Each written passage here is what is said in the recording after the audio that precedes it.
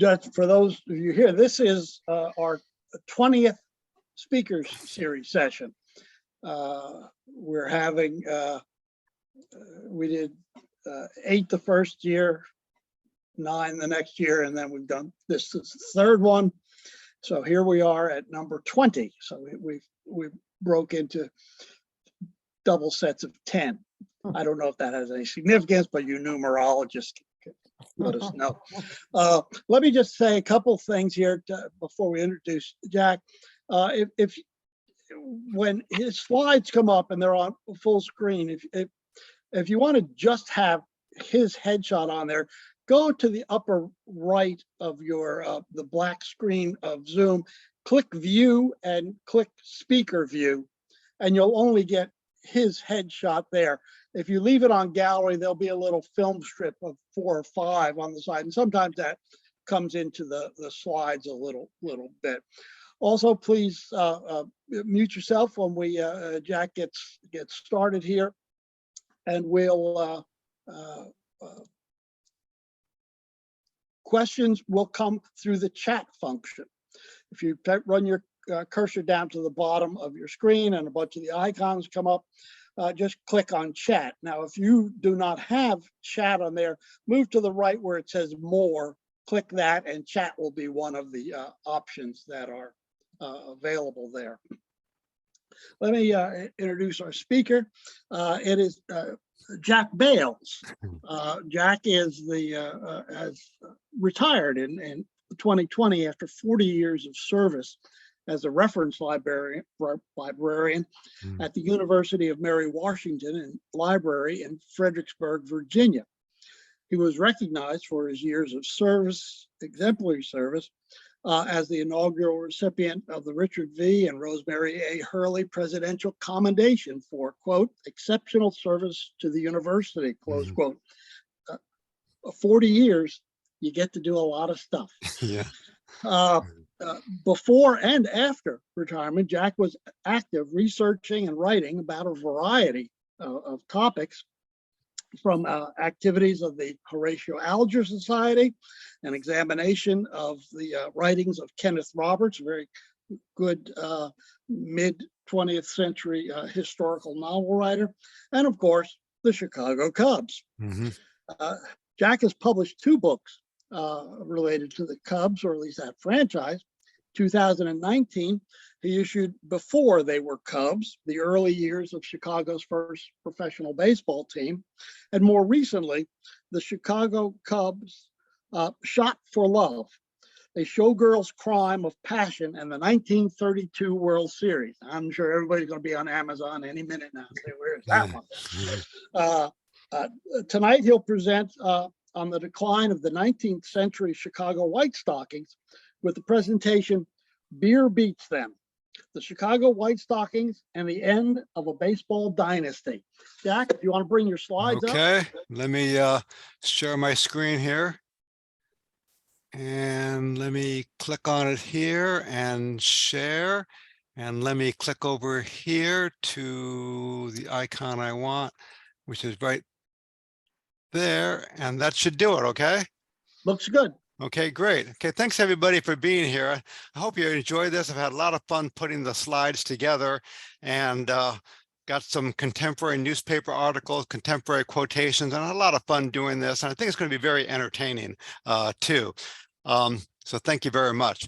And first of all, I want to give you some background material to lead up to 1886. And when Chicago White Stocking President William Hulbert died in April 1882, Albert Spalding took over. And of course, he set out to put his own mark on the baseball club. And the team had been playing at White Stockings Park, also called the Lakefront Park, since 1878.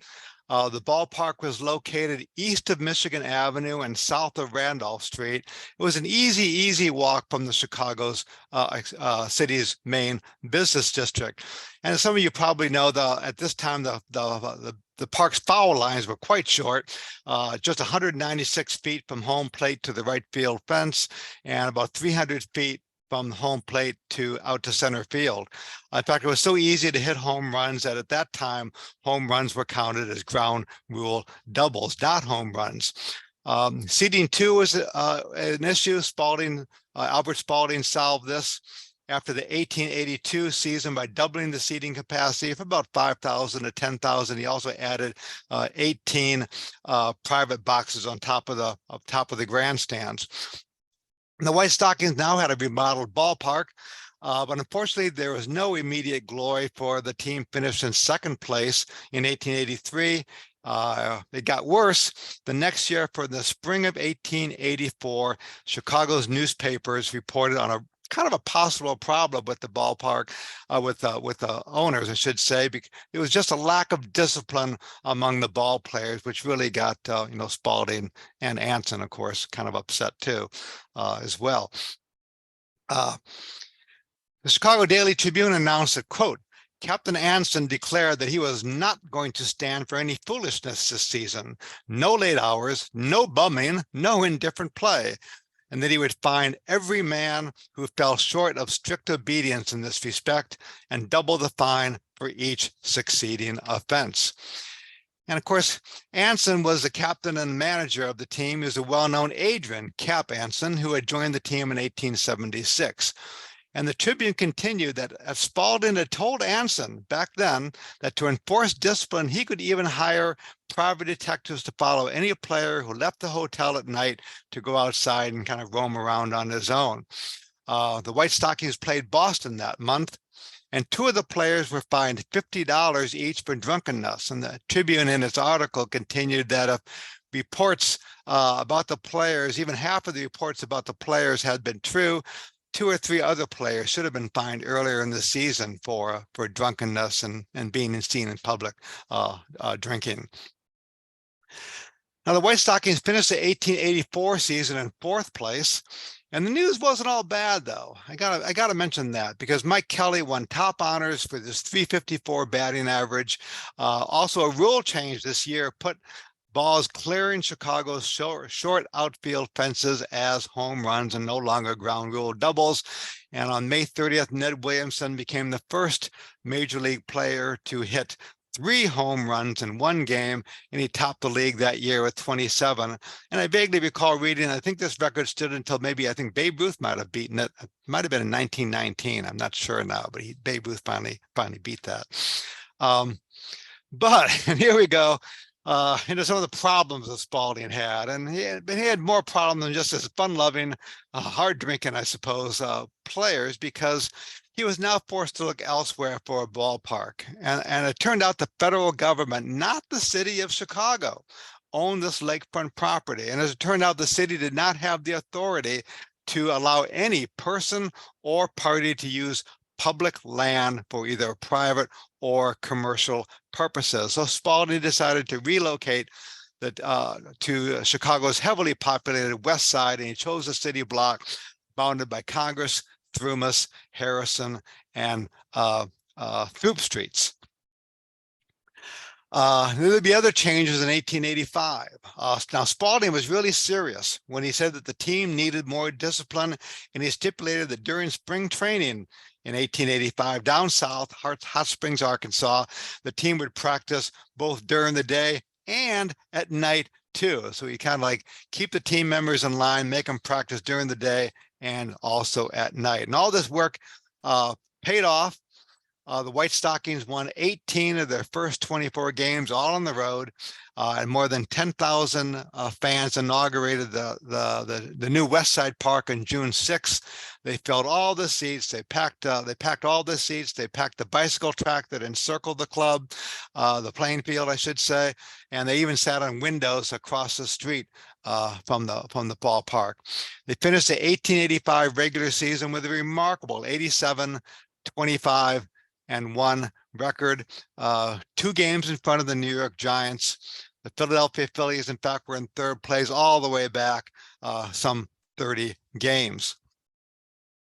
Okay, now it gets interesting, because now we start having the beginning of the end of what went on. And what I just talked about was important, because I wanted to illustrate that Spalding always made it clear that, by God, he was the boss. And in the course of my research, I read this book here, Spalding's World Tour, and Mark Lamster wrote in the book that Spalding was quote, he was bold but never foolish.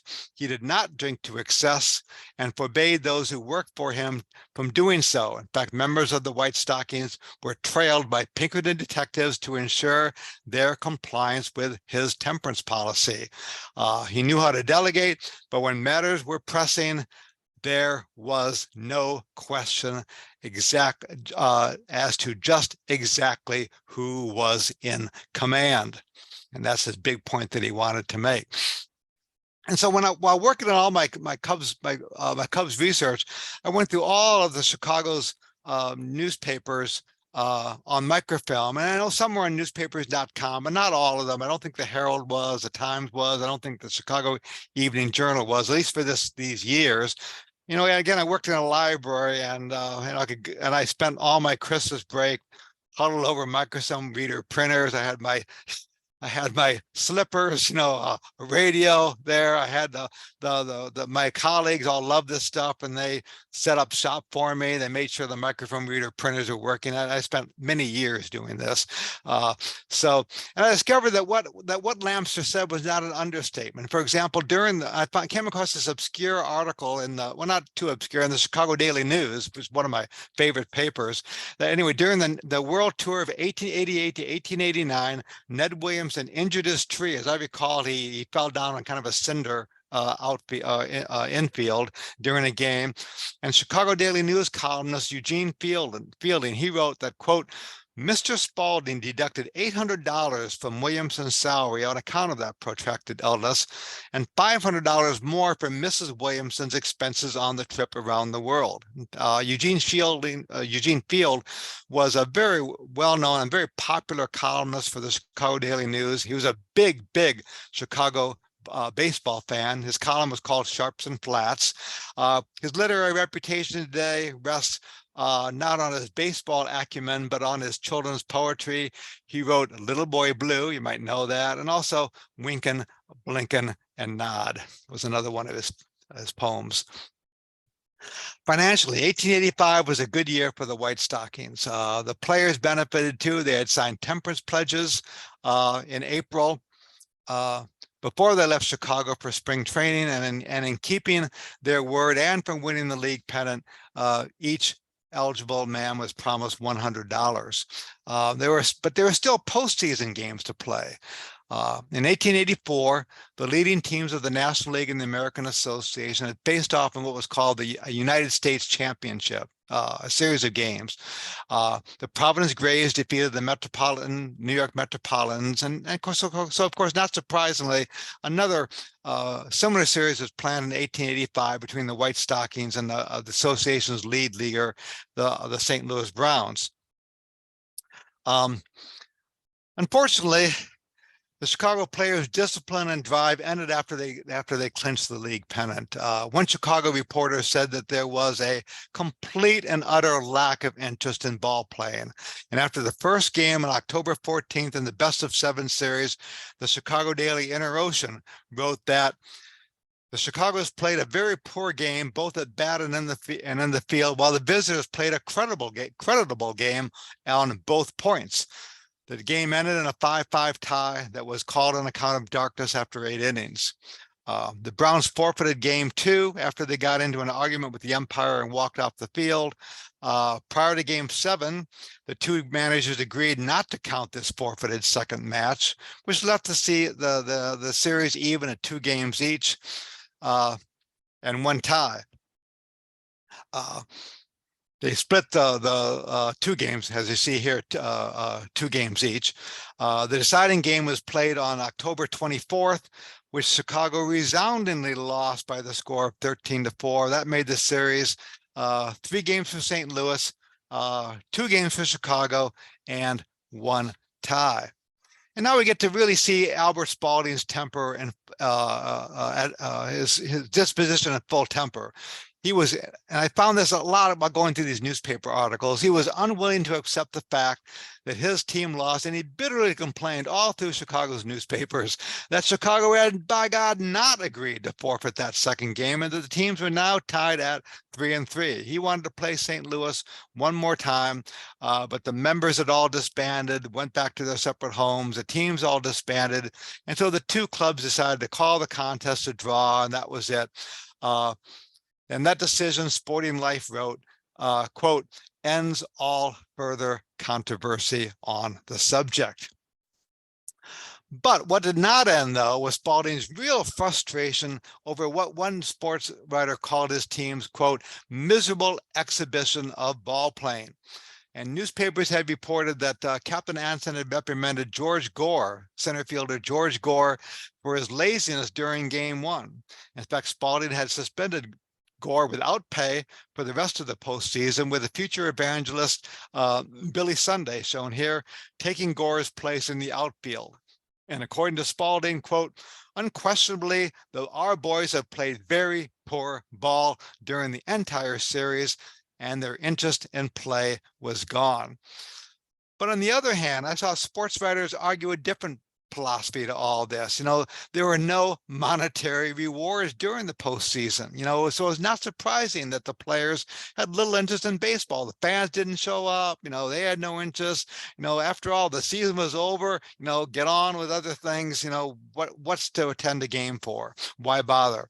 And as Sporting Life pointed out, the games amount to nothing financially, as they are all recognized as exhibition games and are but slimly patronized. But even without a championship, the White Stockings 1885 season had still been a memorable one. Captain and first baseman Anson had led his team led the league with 144 hits. He also had topped the National League. He led his team with 144 hits. He also had topped the National League with 108 runs batted in. Outfielders Abner Dalrymple and Mike Kelly had led the league in home runs with 11 and 9, respectively.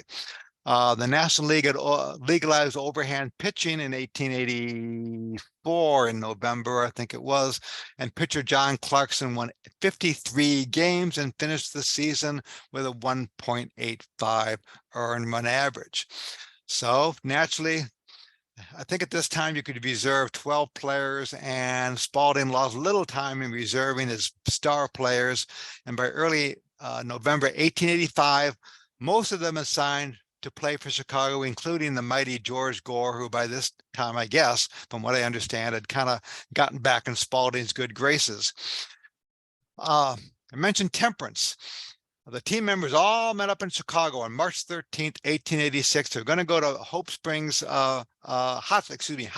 Arkansas for spring training, and practice games are going to leave on March 13th. And on that day, March 13th, the Chicago Daily Tribune observed, quote, the members of the team will abstain altogether from beer, from wine, from whiskey, or intoxicating drinks of any kind, and will continue to do so until the last ball in the coming championship series has been pitched, end quote. So the Detroit was the opponent the White Stockings had to worry about in 1886. The two teams had faced off in a crucial series in early July, and Detroit was really confident of victory. The Wolverines had recently taken 2 games out of 3 from Chicago, largely because of the Big Four, the fine hitting, the fielding of the well-known Big Four that they had gotten from the Buffalo Bisons, Dan Brothers, Hardy Richardson, Jack Rowe, and Deacon White. And the Wolverines were undoubtedly shocked when Chicago won all 3 games. Now, the White Stockings was just now 1.5 games behind Detroit. And from July 14th to the 23rd, they won 9 games in a row. Unfortunately, Detroit also piled up the wins, and then Chicago couldn't gain any ground whatsoever. They did, however, get back in the news at the end of July when all these newspapers in Chicago reported that Spalding had hired detectives. They had hired detectives to follow his players and report to him if any had broken his temperance pledges that they had signed in March. And as you can see by this page 1 article in Sporting Life, Spalding was right to be suspicious. I love that last line there, dissipation. When was the last time you used the word dissipation in a conversation? And as it turned out, more than just a few of the players had tripped up. As the headline put it, 7 of them had been seen drinking. News had gotten back to President Spalding that there were rumors to this effect. So he called in his Pinkerton's National Detective Agency, and for 6 weeks he had the players followed, both in Chicago and on the road. He received the agency's report on July 23rd, and he levied $25 fines to these 7 players. The men were never seen drunk, but according to the Chicago Herald, quote, it was reported that all of the 7 had been seen drinking more or less for the past 3 weeks, especially when out of the city, and the fines were merely imposed as a warning.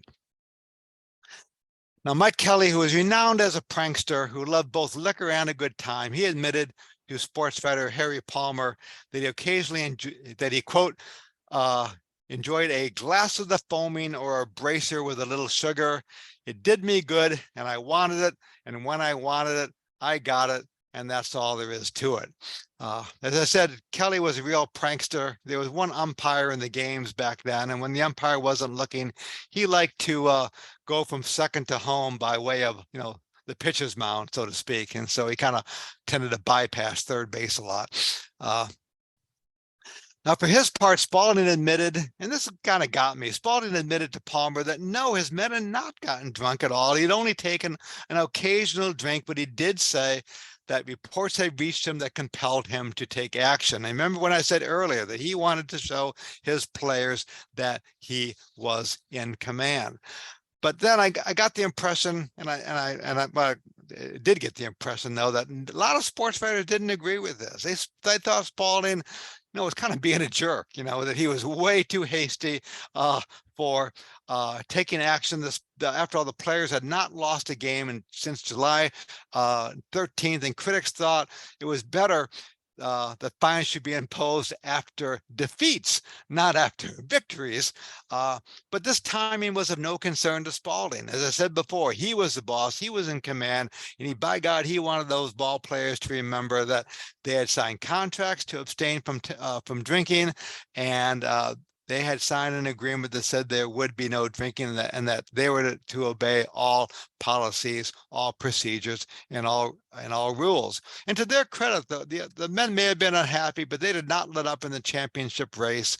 The club managed to stay close behind first place Detroit. On October 9th, Chicago trounced the Boston Beaneaters 12-3 to secure the 1886 National League pennant. So President Spalding immediately sent a telegram to Cap Anson and his team. Quote, "You have clinched the pennant in great style. Knew we could depend upon the old war horses in a pinch. You have won the league championship. Now come home and win the pennant. Win the world championship. As a token of my appreciation of your work, I herewith tender each man of the team a suit of clothes, and the team collectively won half the receipts in the coming series with St. Louis. Accept my heartiest congratulations, A.G. Spalding." Now remember, he recalled, though, the previous year's World Championship Series with the St. Louis Browns, owned by Chris Vanderhaeghe, and he hoped that his generosity would motivate the players to take the game seriously, give up drinking, and again, take the game seriously.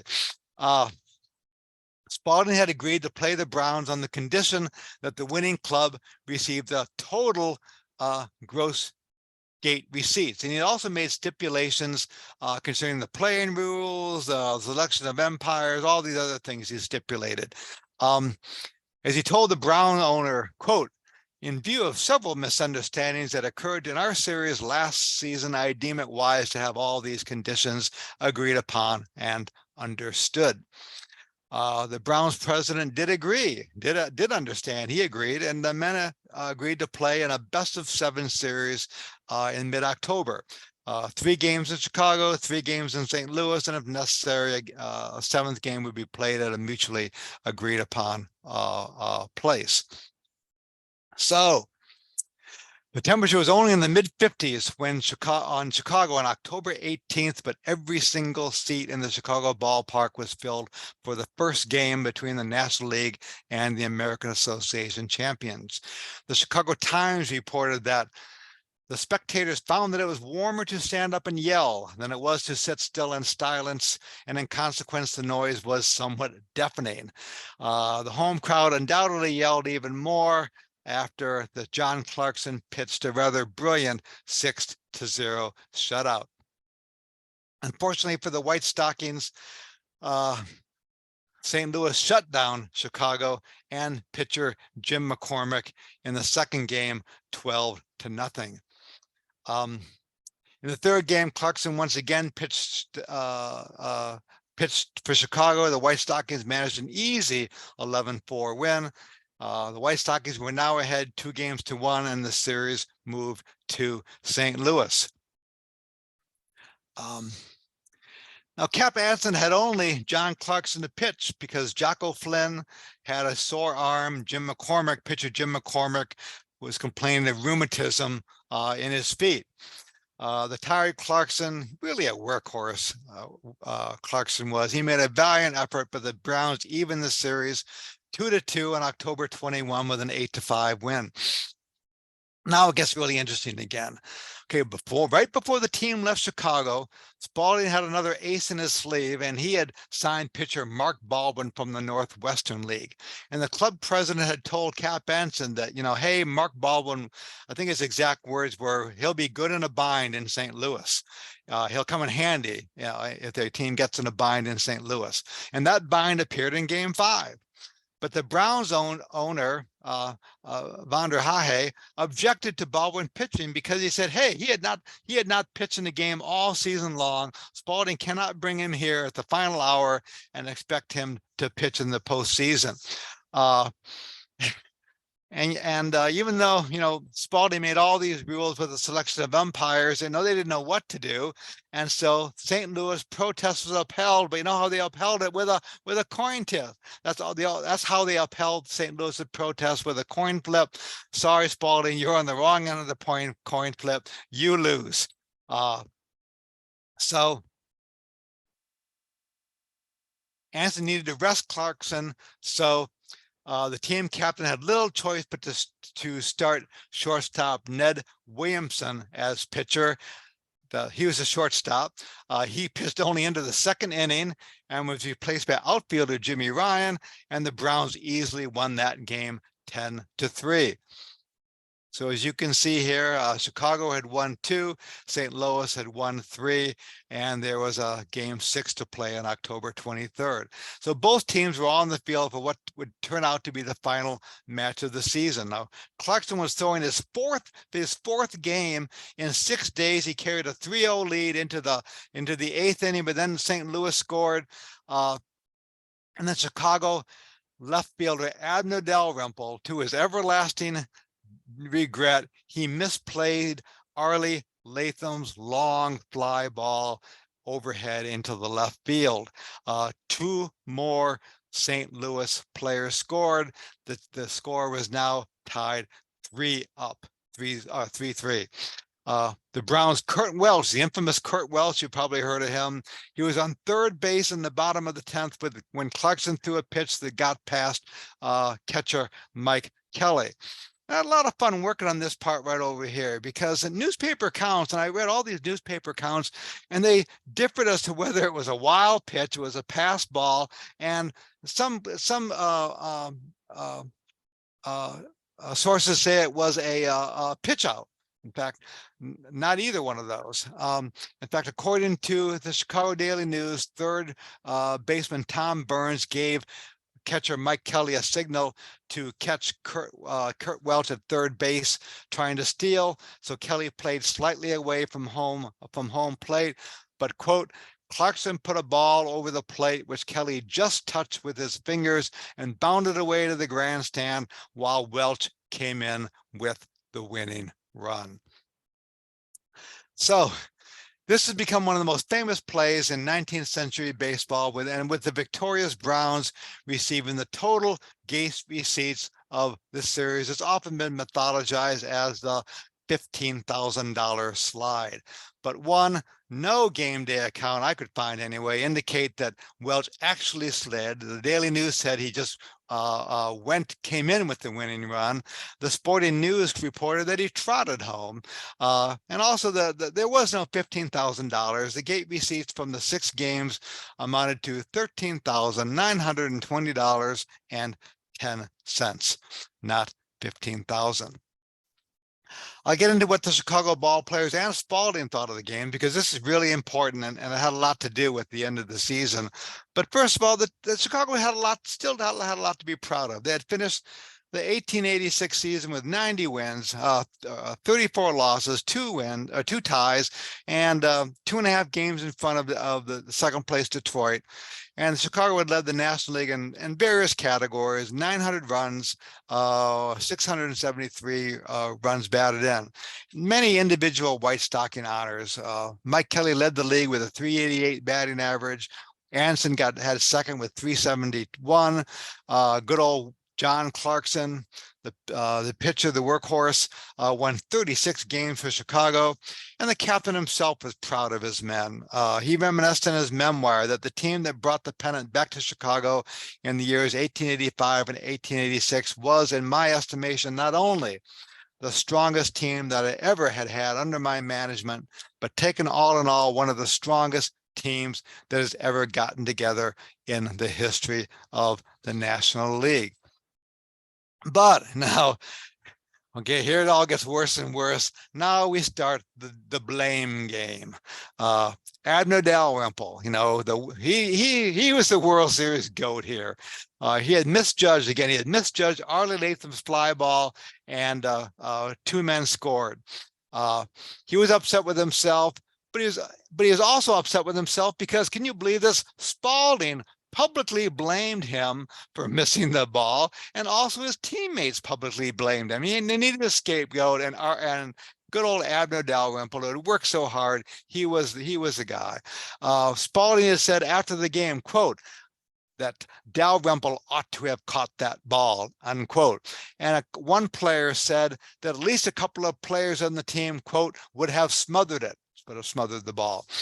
Now, good old sports writer Harry Palmer, he rather sensibly argued, I thought this was a great quotation, that some of the players had believed that their work had ended after the regular season. That wasn't a quote, but this part's a quote. Quote, had they entered the contest with the same ardor and determination that characterized the work of the Browns, the result might have been different. Amen to Harry, I agree. And besides being annoyed with Dalrymple, Spalding was really annoyed at Vander Hahe for objecting to Mark Baldwin pitching in Game 5. By the way, there are all these rumors of game fixing on both sides, and both owners dismissed this right at hand. There was no game fixing at all. They said both teams had played hard to win, but for Spalding, his team just didn't play hard enough. In fact, in St. Louis, he had told a reporter that, quote, I've been so hot and mad over the way the club played ball or didn't play it. And then, unquote, and he was still fuming when he got home. And the Chicago Herald observed that, quote, it is an open secret that President Spalding hasn't had a good night's sleep since that memorable contest. And the players' alcohol consumption was also an open secret, and no doubt also kept him awake at night. And beer beats him was a headline in the Inner Oceans article on the defeat of the White Stockings in Game 2. Sports writer Henry Chadwick insisted that Chicago lost that game because of John McCormick. He got a lot of flack, John McCormick, for his drinking, for his quote, weak exhibition of pitching due to his overindulgence in drinking, unquote. And Spalding discussed both McCormick and the club's temperance policy with a Chicago Herald reporter. And this is what Spalding said about McCormick. He drank about as much as all the rest of them put together. He lost all his effectiveness before the season was half over. The influence of drinking men on the morals of this club is bad. I won't have it, and the newspapers can poke all the fun they want to, but I mean business, and I'll stick to it to the end. I will not have a man on this club who will not sign a temperance pledge for the season and keep it too. Wow. Okay. Naturally, ball players resented Spalding's stubbornness about drinking, particularly when all these temperance violations cost them money. And Spalding, though, had no sympathy for this. He was in command, remember. He explained to sports writers that when the ball players signed their contracts for 1886, he emphasized that there was a clause prohibiting them from drinking during the season. As an incentive, he promised them a bonus for not drinking and more money if the team won the championship. As he told a Chicago Herald reporter, I gave McCormick $2,000 for a salary and agreed to give him $350 if he left liquor alone, and $150 if we won the championship. Of course, when I settled up, I did not give him the $350. He had been drinking all through the season, and since July has been utterly useless. Now things really start unraveling for the team. In the 7 seasons from 1880 to 1886, the White Stockings, excuse me, in these 7 seasons, the White Stockings placed first in the National League 5 times. And slugger George Gore was a major part of that success. In his first year as a professional ball player was 1879 for Chicago, and his first year was 1879 with the Chicago, excuse me. And in 1880, he led the league with his batting average of .360. And his 7-year average from 80 to 86 was .320.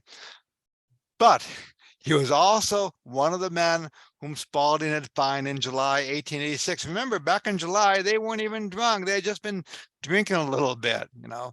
But anyway, Gore was fed up with Spalding, fed up with Chicago, and in November 1886, he went to the New York Giants. Pitcher Jocko Flynn compiled a 23-6 mark with an earned run average of 2.24, but he would pitch for only 1 season. As Cap Anson recalled years later, quote, his arm gave out while he was with us, and he did have a bad arm, I guess. And besides that, he got into fast company, found the pace much too rapid for him, and fell by the wayside, unquote. Still, though, Flynn holds a place in the record books for the most wins by a 1-year pitcher. Poor Abner. Again, they needed a scapegoat. His teammates and Spalding continued to blame him for the loss of the deciding game of the championship series. He desperately wanted to change, and after Spalding granted his release in November '86, he joined the American Association's Pittsburgh Alleghenies. Pitcher Jim McCormick and catcher and right fielder Mike Kelly, who was a real fan favorite on the Chicago team since he joined the club in 1880.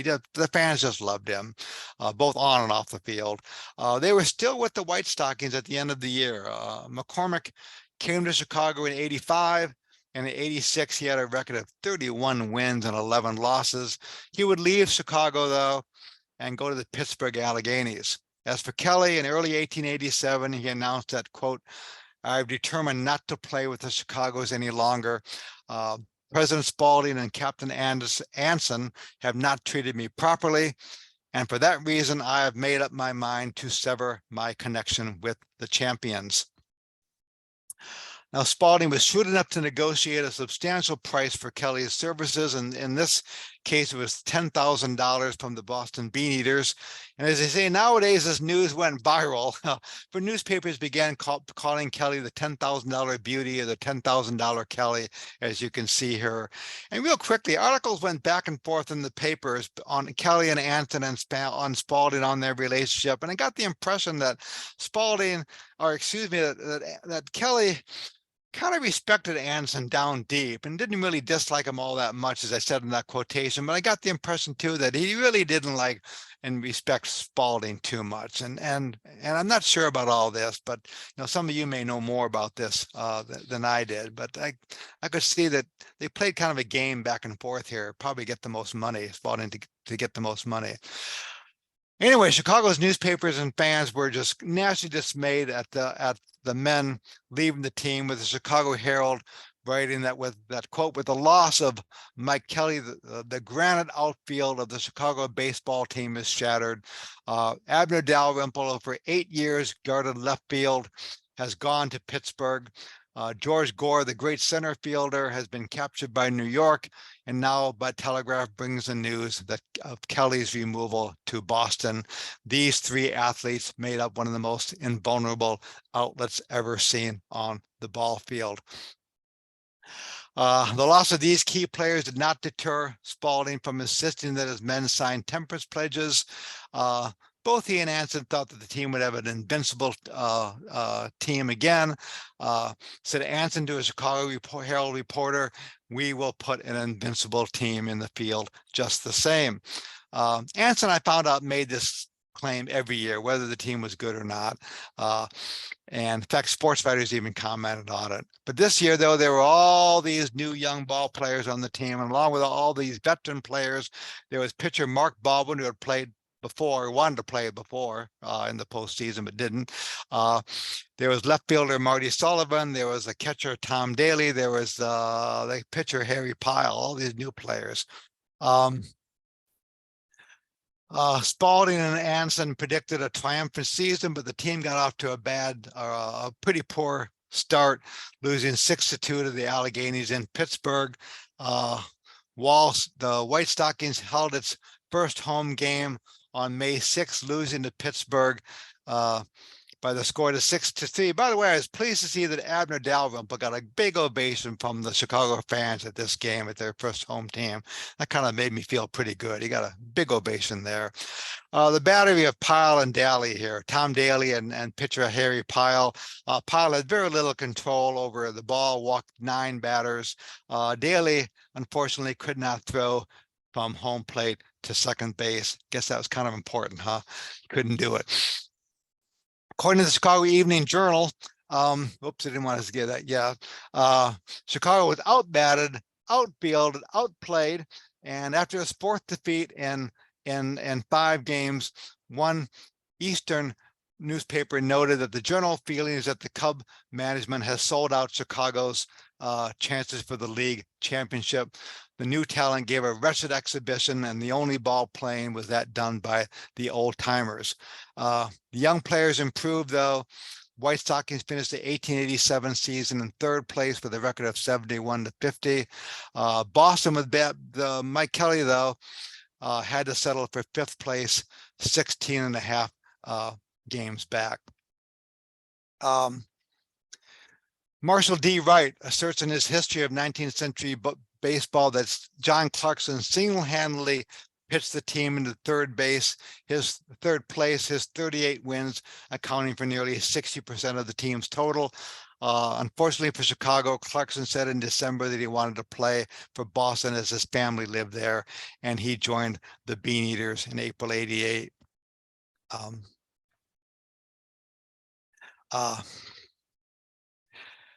The White Stockings young players continued to improve. The White Sox, then they managed to finish in 2nd place in 1888, 9 games behind the New York Giants. And by the way, Boston, with both Kelly and Clarkson, finished a distant 4th, 15.5 games back.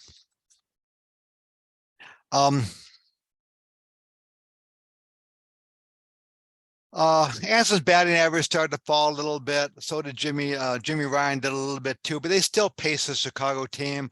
They finished 3rd in 1889, down from 2nd the year before. The year 1889, of course, brought on the Players League, and Spalding and Anson had to confront a whole new set of circumstances, and they'd have to wait until 1906 to again place first in the National League. Wrapping things up here, concerning the players who left Chicago, most of them did rather well for their new teams, including George Gore, King Kelly, and John Clarkson. Others had buried records. Abner Dalrymple was sick for part of a couple seasons in Pittsburgh. He had vision problems. He went to Milwaukee in the American Association for 1891, where he hit .311. Jim McCormick had a record of 30 wins and 11 losses in 86. In Pittsburgh, though, he went to Pittsburgh in 87. He record was 13-23. He quit baseball later that season after Pittsburgh wanted to reduce his salary. In later life, he ran a saloon. After Jocko Flynn left Chicago, he played for some minor league teams, such as Omaha and the Western Association. He also umpired. Silver Flint and Ned Williamson were two of the men Spalding fined in July. Flint stayed with Chicago until '89 when he retired. Williamson joined the Players League in 1890 and then left baseball. Spalding retired in 1891, and much to the anger of Anson, Spalding recommended James Hart to take over. David Nemec. By the way, real quickly, it's about 10 till right now. Even though I got the impression in all these Chicago newspapers, and some of you may know more about this than I did, Spalding got a lot of flack in the papers, but William Hulbert also had a temperance policy, but I got the impression that men kind of respected Hulbert. Maybe he was avuncular, I don't know, maybe he wasn't, but he was strict, but I guess he was fair, and they really respected him. But in any case, David Nemec says in his Encyclopedia of 19th Century Baseball, wrapping all this up, that in 1886 and 1887, quote, Spalding decided to clean his clubhouse of disorganizers, that was in quotes, completely. Well, his temperance policy and his strict rules, followed by his decision to clean his clubhouse, set events in motion that led to the demise of Chicago's 1880s baseball dynasty. Thank you very much. Okay. Let me press escape here, and I'll click on X here, and I'll go back. There you go. Thank you very much, Jack. It's interesting how teams kind of fall off the deep end sometimes. When Chicago dropped to 7th after Spalding retired in '91, who was running the team? Let's see. Well, when Spalding retired, then he gave it to Jim Hart. So Jim Hart was running the team, and Anson finally retired in 1897. Was Anson still making player decisions? Oh yeah, he was still making player decisions though too. But Jim Hart, by the way, and Anson were like oil and vinegar here, because Spalding did not think much of Anson did not think much of Hart's managerial abilities. You had said before we started, Bob, that you knew Hart had managed a couple teams before, but Anson derided him in his memoir, derided him in the newspapers a little bit, and the two men just didn't get along at all. Anson thought he was kind of a showboat and everything, but yeah, Hart did run the team though, and he did a pretty good job. He got the new ballpark going in '91, and he did a good job of the ballpark. In fact, he wanted to get a new ballpark for the Columbian World's Exhibition, and he got back Sunday baseball. That was a big claim to fame too. He championed. Hulbert did not want Sunday baseball, not at all. And I came across letters from Hulbert saying he did not want Sunday baseball, but Jim Hart really did, and that was his kind of big claim to fame, was bringing in Sunday baseball, and he championed for that. And I thought Hart did a pretty good job too. Well, there seemed to be this dichotomy there. Hart is owner in all respects, therefore making larger financial decisions, ballparks, thanks, Karen, that sort of thing. And then you've got Anson making the on-field decisions and the roster decision. Did he just stop trying to acquire players because they had been very successful, obviously, through the 1880s to fill holes and whatnot. But now suddenly, or was it the rise of other teams like Brooklyn and Boston and what? Might have been a little bit of both, Bob. I don't really know for sure off the top of my head, but when I was working on my first Cubs book, all the teams were actively getting more players, and I know the Players League. Spalding was really involved with the Players League, and that kind of put a crimp in their sales too. They got all these young players. In fact, where's my stuff here? Oh, here it is. In 1888, for example, besides Anson, there were 19 players, and there had only 4 veteran players in the whole 1888 team. And of the 15 other ones, 6 had joined Chicago in 87, and 9 had joined Chicago in 88. So I had all these youngsters, and they continued to have a lot of youngster players, though a few came back, as I recall, following the Players League too. Ned Williamson joined the Players League, and he came back, and he stuck around for a little bit. Silver Flint stayed around for a little bit too.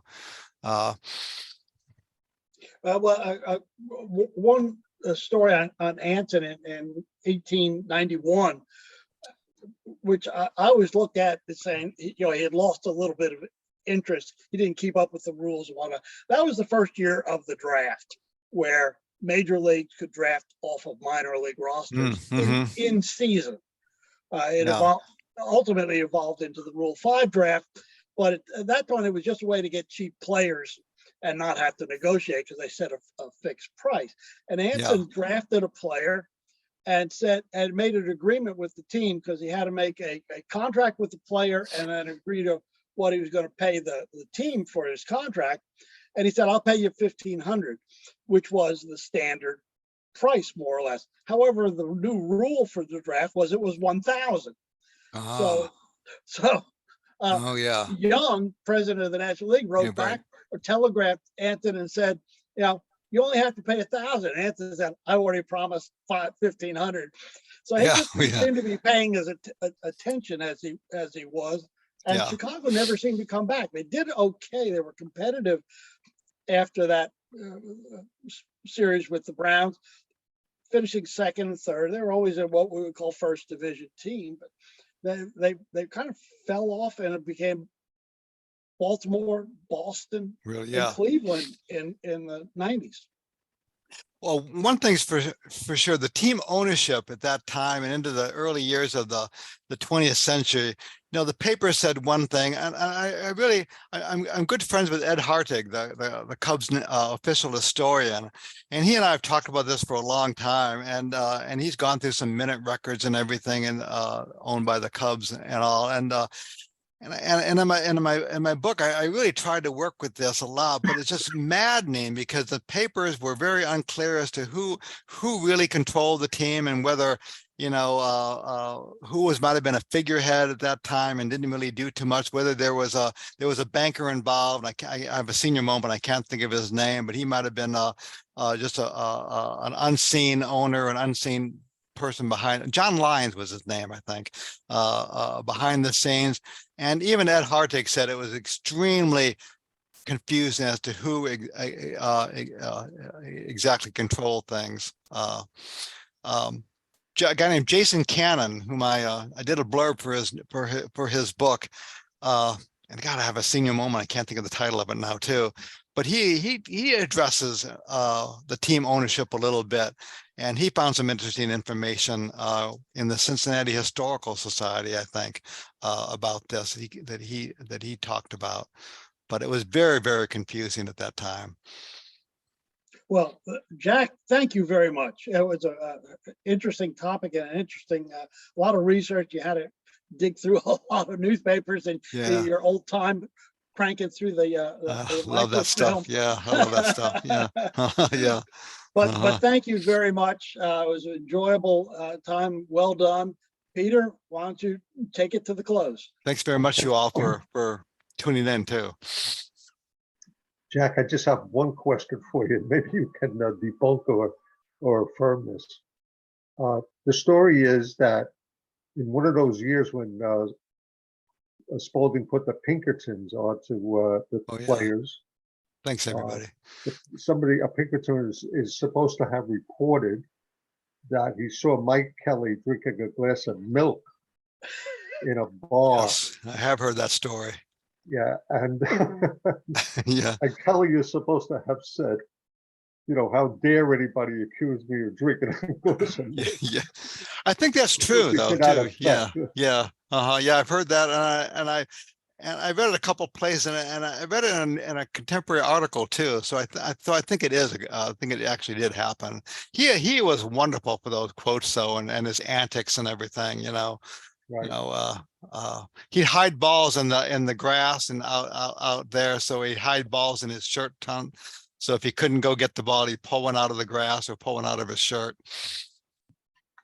In Very fact, one good. time he was doing this with Anson when he played for Boston, and Anson caught him at it, and Anson just started laughing at him. And Kelly said, well, it was okay when I did it for your team. And he kind of waved his fingers, no. And Mike, we're on a different team now, and they kind of laughed about it, Well, Yeah. thank you again, Jack. Thanks, It was thanks very- everybody. Thank you all for tuning in. I appreciate it. You all made my day.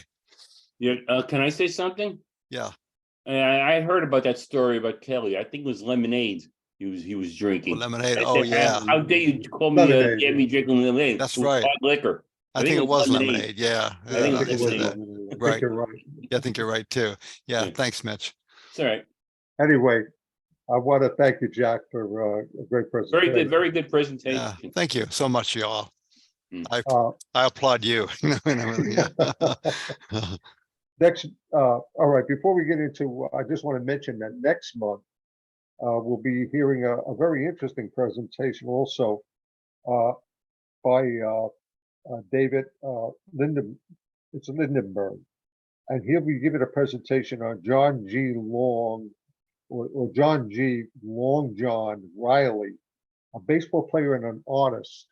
And I think it's a very, very interesting because he was a prolific artist, a very, very successful commercial artist. And his illustrations were really seen throughout late 19th century America. And that's the baseball player, Long John Riley. So that'll be next month, and that'll be on December the 13th. So if you just want to mark your calendars. Also, I want to say that Bob and I, airline willing. Mhm. Anyway, I'll be driving, but I know Bob has to take a plane. It's too long of a drive for him. But we'll be visiting Len and in Len Lebanon, Providence, Rhode Island, where we have our 19th century baseball interdisciplinary symposium. And I know some of our guests here tonight, like Joanne Holbert, and Dixie Thurgo, and Paul Stoiker. And I don't know if there's others here, but they'll all be there also. I just want to say that it's been such a privilege to work with Len's chapter in Providence. Bob and I used to joke around that, yeah, we cruise around at about 80 miles an hour as a committee. And we met a 100-mile-an-hour chapter Yeah. who really went forward full throttle and really assembled a tremendous program. And we'll be able to write about it a little bit after it's over in the upcoming winter newsletter. And by the way, that winter newsletter will also have our complete registration information for the Frederick Iver Campbell Conference in April at the Hall of Fame, Cooperstown. There's a couple of new things happening at the one of the newest things that will be happening at the Fred. We've never done this before, but we have the horses that can make this happen. Who they brought it to Bob and I's attention, and we said, "Sounds great. Let's see if we could do it." And that is a artifact session where we'll have some 19th century artifacts that'll be both visually displayed and some on site, and the discussion among some experts about what they are, and some of the owners, of course, saying what they think they are and so forth. So that'll be a whole new session at the Fred. That's neat. Also, I want to mention that on Sunday, normally we don't, the Fred is a Friday or Saturday event. But this year on Sunday, there will be a vintage baseball game. And one of our regular attendees at the Fred, Bob Mayer, will be throwing out the first pitch at that game at Doubleday Field on Sunday morning at about 10:30. All right, so I think that's everything. And I'm really looking forward to this coming weekend. And Bob, will be see you in Providence. I will, if it can happen in any way, I will be there. I know.